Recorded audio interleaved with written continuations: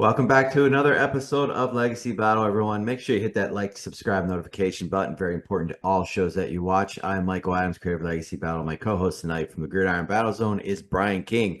We have a career interview for you today, and we are joined by an all-time great Washington Redskins cornerback, inducted in 2022 to the team's Ring of Honor, named to the 70 and 90 greatest players team list there for Redskins slash Washington football team slash Commanders, and an NFL All Pro. So we want to welcome Michael Bass. Michael, thank you so much for joining us.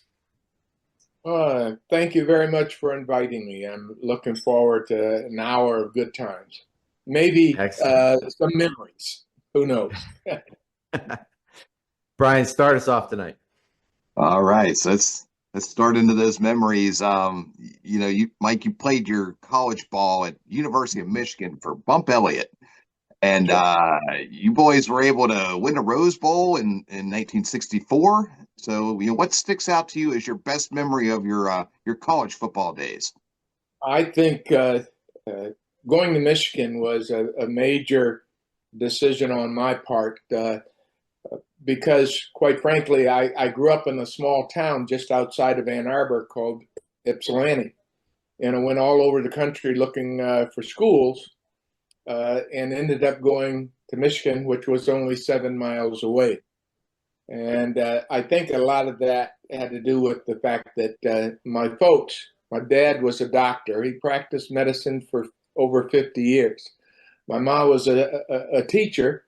And education was always in the background, and it was more so education over football.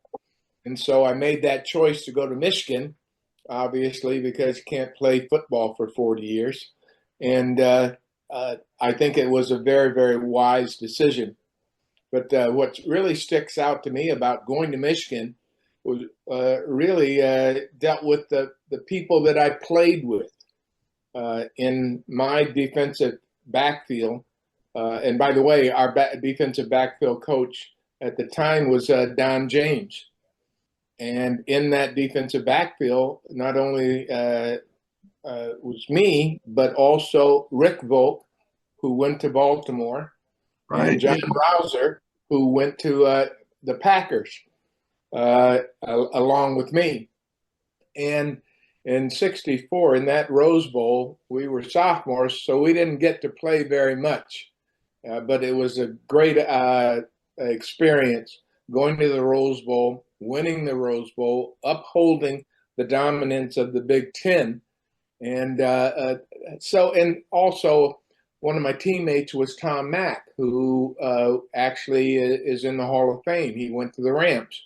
So we had a good team those 3 years that we could play, because freshmen could not play at the time. And so I have a lot of positive memories about going to Michigan.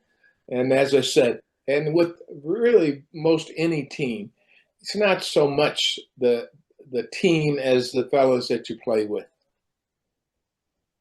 So you're drafted by the Detroit Lions. You spend basically a season on the taxi squad there. And then in 1969, you sign as a free agent with Washington. What went into that decision? And do you feel like Detroit made a huge mistake in not giving you a better chance? Well, believe it or not, I was originally drafted by the Packers and Coach Lombardi in '67, and John Rouser and I went to the Packers. He made the team, and Coach Lombardi cut me, and he cut me. But one thing remains in my mind, and that was he said to me, "Mike, you can play in this league." And so much of making a professional football team is being in the right place at the right time. And in '67, the Packers had 3 All-Pros in their defensive backfield: Herb Adderley, Willie Wood, and Bob Jeter. So there just wasn't a space for me. Fortunately, the Lions picked me up, but then I languished on their cab squad, their taxi squad, not only one season, the '67 season, but also the '68 season as well. And after that season, my wife and I decided that we had to get out of there. If I was ever going to play, I needed to go somewhere. And so just as we were beginning to write letters pleading, give me an opportunity, Coach Lombardi actually called. And this was after he had spent a year out of coaching, decided he wanted to coach again, and he had been hired by the Redskins. And he gave me a call and said, Mike, I want you to come to Washington. And I jumped at the chance. There are not very many people who can say that they were coached by Vince Lombardi twice. And on top of that, coached by Vince Lombardi and then George Allen. But that call from Coach Lombardi just changed my whole career. He put me in as a starter that first week of training camp, and I ended up staying in that starting position for 104 straight games.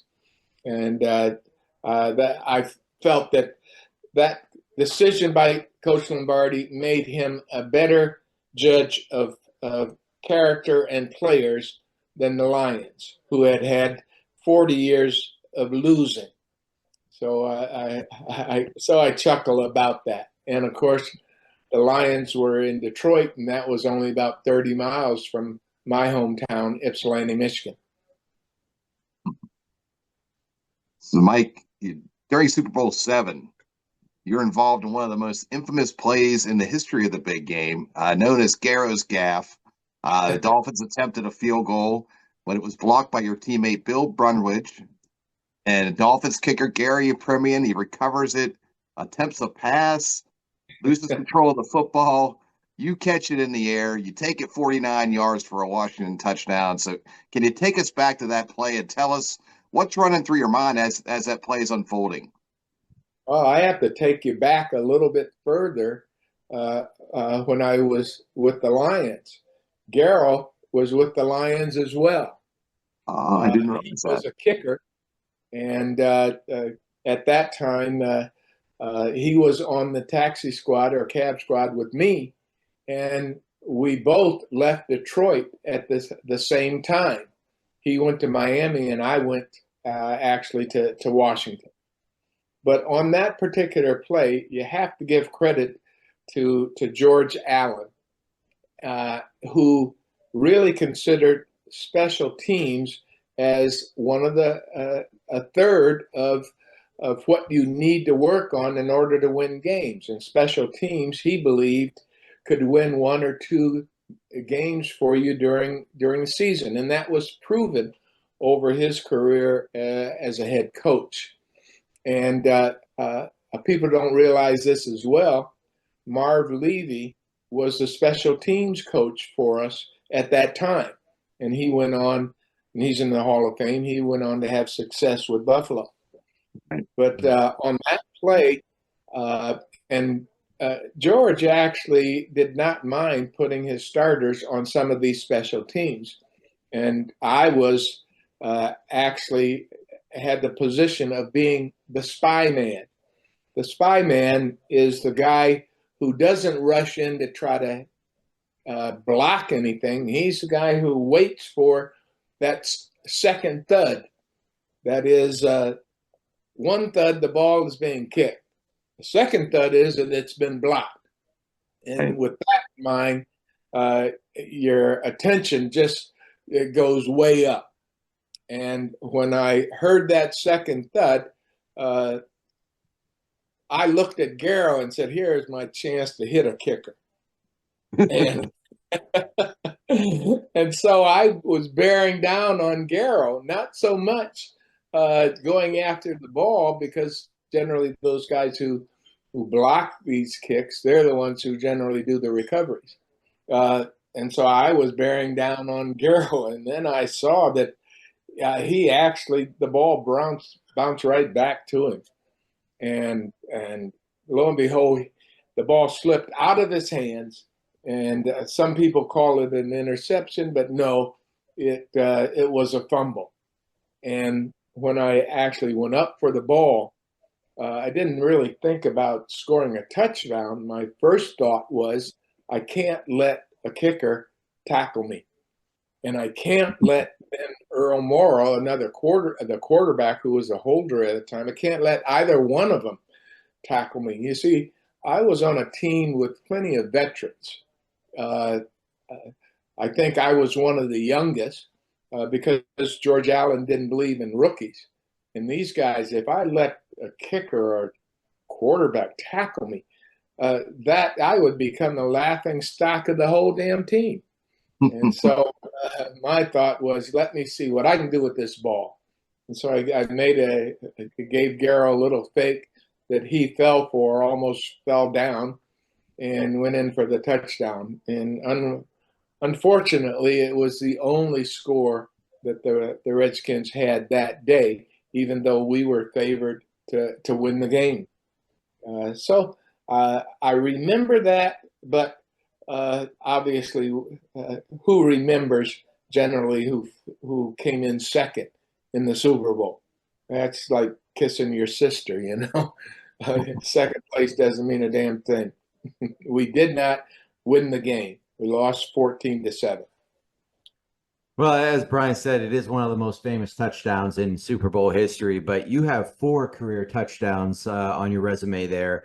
Other than that Super Bowl one, is there one that sticks out that you might remember fondly upon? The one that sticks out to me was against the Cardinals, and the quarterback was Jim Hart. And I actually intercepted the ball. I think he might have overthrown it, but I intercepted the ball. And again, the George Allen way was to prepare for everything. And so even on interceptions, the procedure, the rule was to go to the near sidelines. And so everybody on the team, whenever an interception was made, would try to set up blocks on the near sideline. And that's exactly what I did. Went to the near sidelines, and the guys blocked for me, and I was able to score a touchdown on that particular interception. Nice. Well, Mike, you mentioned him earlier. For 5 of your NFL seasons, you played for the great George Allen. Allen was known as being a great innovator and totally obsessed with finding a way to win. So what was it like playing for George Allen? Well, with most people most fans think in terms of offense. And but we recognize, and George recognizes, that you can't lose a game if the other team can't score. And the other thing is that when the defense scores, it's demoralizing to the team that you're playing against. And so it gives our team more opportunities to score points. We laugh about that because George would say sometimes to Billy or Kilmer or Sonny Jurgensen, okay, offense, you guys go on in there and hold them. And the defense will do something to win the game. And a lot of times that was indeed the case. It wasn't a put down of the offense. It was just that George's defenses were so intricate that it was hard for a rookie to come in and play for George. Rookies make mistakes, and they will contribute more so to your losses than to winning. And so George had the philosophy that let's let the other teams train these guys, and I'll get them when they've learned something. And we believed in that philosophy, and his defenses were team defenses, and with veteran players, it made a difference. We could make changes really at the snap of the ball, or sometimes even after the snap of the ball, because we played so many years together. You have to keep in mind, I played with Chris Hanberger, who's in the Hall of Fame, and he was the linebacker on my side. I played with Brig Owens, who was a veteran safety. I played with Kenny Houston, who's also in the Hall of Fame, who's one of the best strong safeties that had ever played the game. Although it didn't affect me too much, the other cornerback was Pat Fisher. So we had a bunch of veterans that we relied on, and it made a difference. And the first 5 years of playing, it was a little tough. The second 5 years, though, the game slows down, and you see a lot more. And a lot of times you can react and diagnose what the play is going to be in terms of receiver before the snap of the ball or right after the ball is snapped, based on your ability to pick up your keys just by a glance towards where the plays all begin. So it was quite an experience. So in 7 seasons, you gave up only 8 touchdown passes. This is an incredible statistic. I mean, today's players couldn't tell you how many they give up. But is there a particular skill set that you feel made you so exceptionally good at coverage? Or was it, the fact that your guys' backfield in general with Kenny Houston and, as you mentioned, Fisher, was just so good? Well, I think so much of it is really preparation. George Allen, in particular, believed in preparation, and as a veteran player, you begin to see a lot more than just the play at hand. In studying, you really pick out idiosyncrasies by the receivers. You play the statistics. For example, and this may not mean much to the people who are watching, but at the snap of the ball, I could take a quick glance to my left, and in that quick glance, I could see what the onside, that is on my side, what the onside guard was doing, what the onside tackle was doing, the release of the tight end, the drop of the quarterback, and what the onside running back was doing on that side. And based on all those things that I picked up at a glance, it could tell me where the hole might be for what that receiver is going to do, because no receivers are going to be in the same spot. And that helped. And of course, it always helps when you have a linebacker like Hamburger, who would take care of the out pattern sometimes. You use the sidelines as an extra helper, and then you knew where your help was going to be coming from. And so it's all a matter of experience, and there is no way that one can be critical of experience, and especially in a team defense, your mistakes are minimized, and on top of that, you don't necessarily have to be that quick or that fast. You just have to be smart, and we prided ourselves on just being smart. So 1976, a neck injury cuts your career short. What was your initial thoughts when you received that news?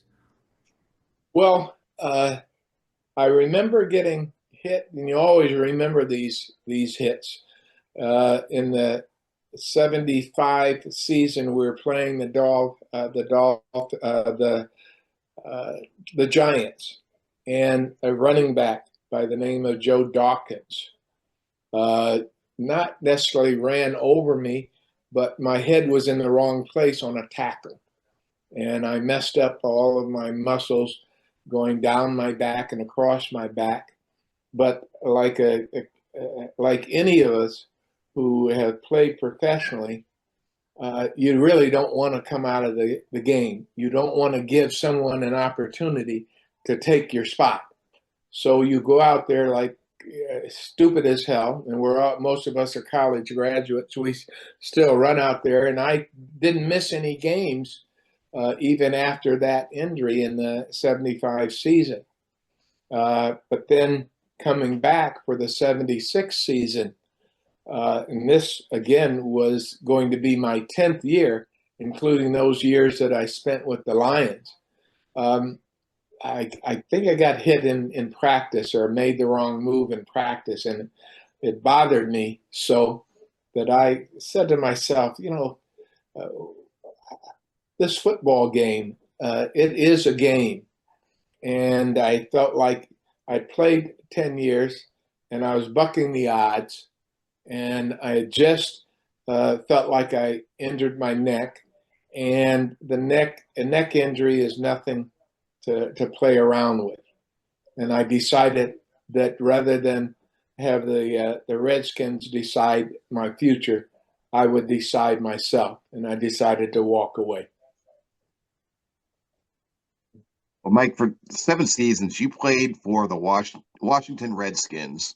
As we all know, a few years ago, the team name was replaced, eventually became the Washington Commanders. Do you have an opinion on the name change, and do you feel like it should have remained the same?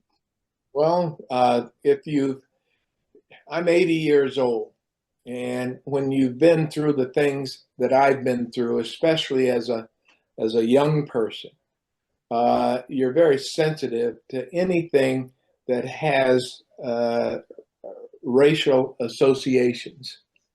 And I felt that the name should have been changed. I'm not that happy that it was the Commanders that they renamed the team, but I do feel that Redskins has that connotation, and if you are a person of color, these things do sit with you. No ethnic group or no racial group should, in my opinion, be a mascot of any sort. And you have to have walked in the shoes of any minority, quite frankly, to understand these feelings. Of course, everybody, and a lot of people don't even think about that when they use the term Redskins. But and we all go through that because the team has done so well. But on the other side of it, you do have to be considerate of those groups that have not had the greatest opportunities in the U.S., from the Native Americans to the Black Americans to any of the ethnic groups, the Asian Americans. So you have to be sensitive to that. And we as minorities are sensitive to that situation. So how do you, as a former cornerback from a different time era, feel about all the rules in today's game against tight coverage, the pass interference, the hitting of the wide receivers, the no bumping after the 5 yards? Like, what are your thoughts on today's rules? Has it gone too far against the defense? Well, there is the old adage that offense puts butts in the seats and defense wins championships. And you have rule makers who are more interested in the financial aspects of the game, selling tickets and making a profit. And so those rules in the beginning were made, quite frankly, to increase the bottom line. And I think really some of those rules were made that were made by people who don't really understand defensive football. And so interference penalties are a lot of times called by people who've never been on the defensive side of the football. It's supposed to be an equal opportunity. And these receivers are pros too. So they're paid to make these tough catches. No one likes to see anyone get hurt, but that's part of the game. You sign up to take those risks, and you accept those risks, and you cannot legislate those risks out of the game. And when any football player, whether that player is an offensive player or a defensive player, is forced to think before they take action on something that should be automatic, they increase the risk of one or the other getting hurt. And how can you call a head-to-head hit when a running back or a receiver is taught to cover themselves because of the possibility of getting hit? So that receiver, that running back, is running straight up and not bent down. But then when he's about to get hit, then he bends his head down. There's no way to avoid these head-to-head clashes. Plus, I played at a time when Sonny Jurgensen was playing, Johnny Unitas was playing, Billy Kilmer was playing. These quarterbacks are football players too, and yet the owners want to protect the quarterbacks again so that they don't get hurt, and it increases their bottom line. So I don't think they're concerned about the quarterback getting hit as much as they're concerned about making sure that the offense runs smoothly and scores more points. So that's my position on that. Let me build off that real quick, and then Brian, you can finish us off if you have another question. So do you think that maybe like betting in Las Vegas has anything to do with wanting those higher scores? Well, it has nothing to do with the players. Right. No, I know that, but like maybe they, higher scores equals more betting. Oh yeah, sure. I think it absolutely does. The more, and it keeps people in the game. People are betting now on how many points are scored in a quarter, or how many points are scored in a series, or whether or not there's going to be there are so many options there that it keeps people watching the game.